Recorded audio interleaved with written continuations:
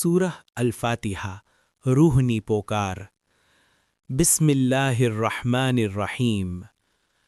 આજે આપણે એ કલામની શરૂઆત કરી રહ્યા છીએ જેને અલ-ફાતિહા કહેવામાં આવે છે। તેનો અર્થ છે શરૂઆત કરવાવાળી। આ એ ચાવી છે જે અલ્લાહના કલામના દરવાજા આપણા દિલ માટે ખોલે છે। શું તમે જાણો છો કે તેને ઉમ્મુલ કિતાબ પણ કહેવાય છે, એટલે કે આખા કુરાનની માં? જેમ એક માં પોતાના ખોળામાં આખી દુનિયા સમાવી લે છે, તેમ આ 7 આયતો આખા કુરાનનો સાર એટલે કે નિષ્કર્ષ છે। આ દિલ માટે કેમ જરૂરી છે? અલ્લાહ સાથે સીધો સંવાદ।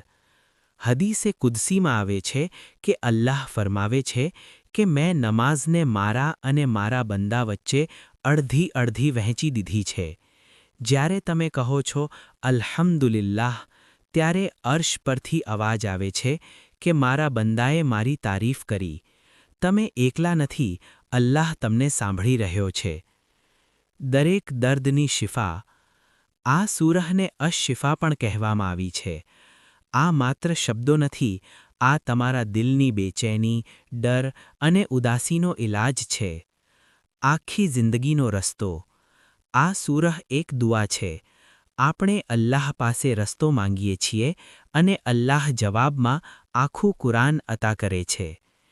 જ્યારે આપણે હવે પછી આ સૂરહ પડીએ ત્યારે આપણને અહેસાસ થાય કે આપણો રબ આપણી સામે છે અને આપણે તેની સાથે વાત કરી રહ્યા છીએ।